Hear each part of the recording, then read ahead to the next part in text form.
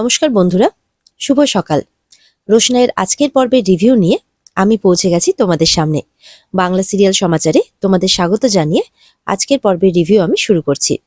শুরুতে আমরা যেটা দেখতে পাচ্ছি, রোশনাই আর আরণ্যক তো সই করার আগে একে অপরকে নিয়ে ভেবেই চলেছে। সুরঙ্গমা বলছে, নাও তাহলে তাড়াতাড়ি করে সই করার কাজটা শেষ করে নেওয়া যাক। তখন সুরঙ্গমার হাজবেন্ড মানে নীলাব্জ বলছে যে এত তাড়াহুড়োর কি আছে, সই করতে যখন এসেছে তখন সই অবশ্যই করবে। তখন সুরঙ্গমা বলছে, না, তাড়াতাড়ি সইটা করতে হবে, এত লোক তো আর এই জিনিসটা দেখার জন্য আসেনি। এরপরে আরণ্যকের আইবুড়ো ভাতের প্রোগ্রাম, তো সেটা তো শুরু করতে হবে না। এরপরে বাবলু বলে, নাও রোশনাই, প্রথম পাতায় সইটা করে দাও। রোশনাই তখন আরণ্যকের সাথে কাটানো সমস্ত মুহূর্তের কথা ভাবতে থাকে প্রথম থেকে, আর সেই বিয়ের মুহূর্তের কথাও ভাবতে থাকে। এইসব ভাবতে ভাবতেই দেরি হচ্ছে, সে চুপ করে দাঁড়িয়ে আছে। তখন তনুশ্রী বলছে, কি ব্যাপার, সই করছো না কেন? তুমি কি সই করতে ভুলে গেছো নাকি? তনুশ্রী আরো বলছে, এই তো সেদিন গ্র্যাজুয়েশনের ফাইনাল ইয়ারের পরীক্ষা দিয়ে এলে, এর মধ্যে নাম লিখতে ভুলে গেলে? জাহ্নবী বলছে, মনে হয় নামের স্পেলিং ভুলে গেছে, বলে দেবো রোশনাই? তখন রোশনাই বলে যে, না, আমি ভুলিনি জাহ্নবীদি। তখন রোশনাই বসে সিগনেচার করতে। সিগনেচার করার সময় সেই রাতের কথা তার মনে পড়ে, হোটেলে আরণ্যকের সাথে কাটানো মুহূর্তগুলো, সেগুলোও ভাবতে থাকে। শেষ পর্যন্ত ভাবতে ভাবতে সইটা করেই ফেলে।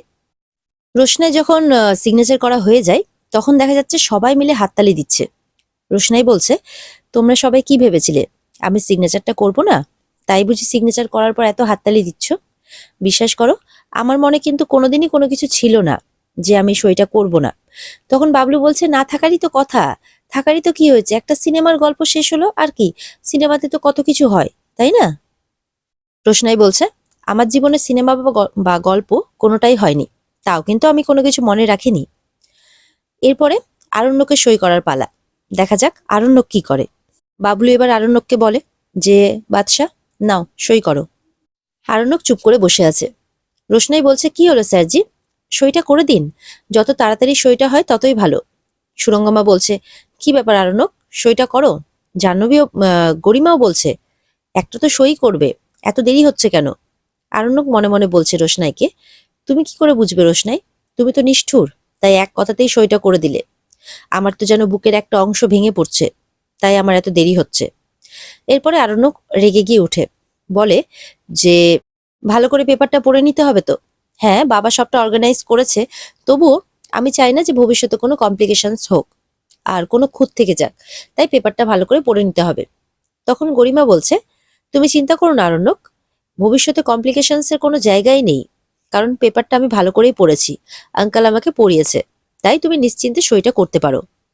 এরপরে ফাইনালি আরণ্যকও সইটা করে দেয়। সুরঙ্গমা বলছে, যাক বাবা, একটা বড় সমস্যা এবার মিটলো। ঠাম্মি বলছে যে এবার মিষ্টি খাওয়াও সবাইকে, মানে বিশাল একটা আনন্দের ব্যাপার হয়েছে আর কি, মিষ্টি খাওয়াখাওয়ি করতে হবে এখন। বড়মা তখন বলছে যে, মা, আপনি আমাকে যখন যেই কাজ করতে বলেছেন আমি কিন্তু করেছি, কিন্তু আজকে এই কাজটা আমি করতে পারবো না।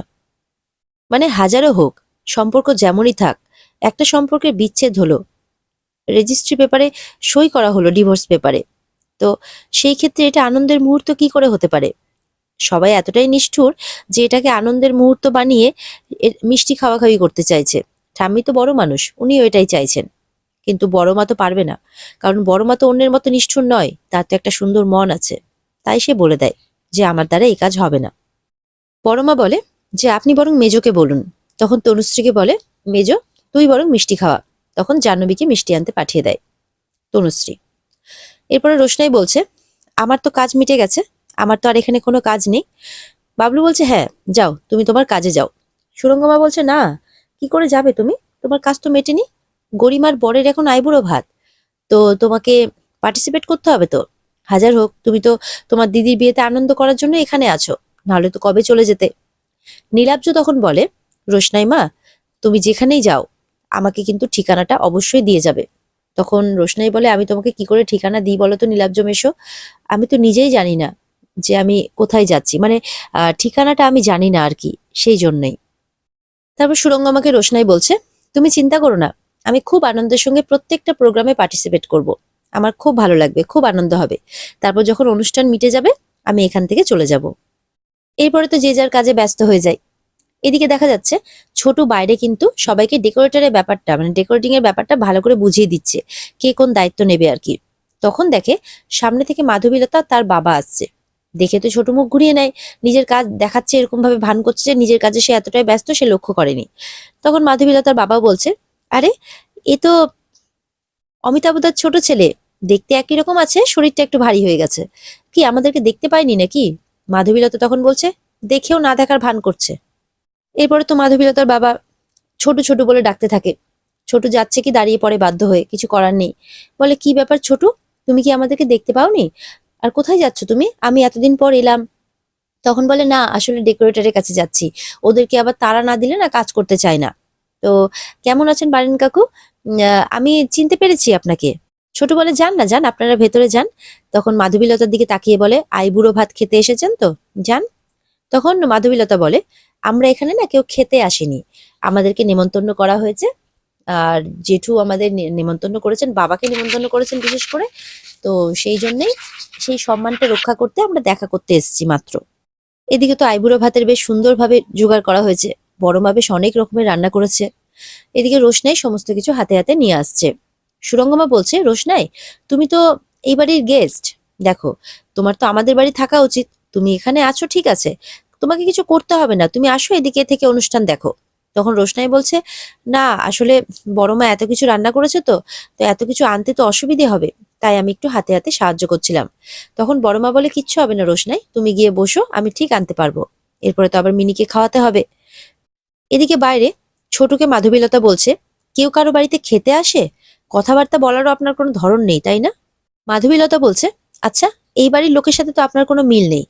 আচ্ছা বাবা, এনাকে কি জেঠু জেঠিমা কি কুড়িয়ে পেয়েছিল নাকি গো? বলে, কুড়িয়ে পেয়েছিল? হাসতে থাকে মাধবীলতার বাবা। ছোট অবাক হয় মাধবীলতার কথা শুনে, বলে, হ্যাঁ দেখো না, কারোর সাথে কোনো মিলই নেই। মারিন কাকু বলছে হাসতে হাসতে, না না আমি জানি জানি। তখন ছোট বলছে, মানে অভিনয় করে, ছাড়ুন বারিন কাকু, আপনি আর কি জানবেন আমাদের পরিবারের আদি ইতিহাস, সেসব কথা না হয় থাক, সেসব দুঃখের কথা বলে কোনো লাভ নেই। এদিকে তো ঠাম্মি বলছে, কত সুন্দর করে থালা সাজিয়েছো তুমি বড় বৌমা। তখন বড় মা বলছে, না মা, আমি কিচ্ছু সাজাইনি, যা সাজিয়েছে সব রোশনাই সাজিয়েছে। এটা শুনে তো সবাই বেশ অবাক হয়। গরিমা বলছে, বাহ রোশনাই, এত সুন্দর করে তুমি আমাদেরকে খেতে দিয়েছো সাজিয়ে গুছিয়ে। আচ্ছা, এর মধ্যে কোনো রান্না কি তুমি করেছো? তখন বড় মা বলছে, হ্যাঁ, ওই আচারি মাটনটা ও বানিয়েছে, আর ওদিকে মিক্স ভেজটাও ওই বানিয়েছে। তখন এটা শুনেও গরিমা খুব খুশি হয়ে যায়। বড়মা বলছে, আসলে এই সমস্ত কিছু এই বাড়িতে সবাই খেতে খুব ভালোবাসে, তো তাই ও বানিয়েছে। তখন সুরঙ্গমা বলছে, এইসব পুরনো ব্যাপার হয়ে গেছে, ছোটবেলায় মানুষ ভালোবাসতো, এখন আর এইসব কেউ অত ভালোবাসে না। সুরঙ্গমা বলছে, হাজার হোক, আমার মায়ের মতো রান্না কেউ করতে পারবে না। রোশনাই বলছে, সুরঙ্গমা মাসি, একবার খেয়ে দেখো, আমি এই রান্নাটা দিদার কাছ থেকেই শিখেছি। সবাই বলে যে আমি নাকি দিদার মতোই রান্না করি। গরিমা বলছে, আমি বোধহয় খেতে পারবো না রোশনাই, কারণ মা এখানে কোনোদিনও বানাননি তো, আমার অভ্যেস নেই।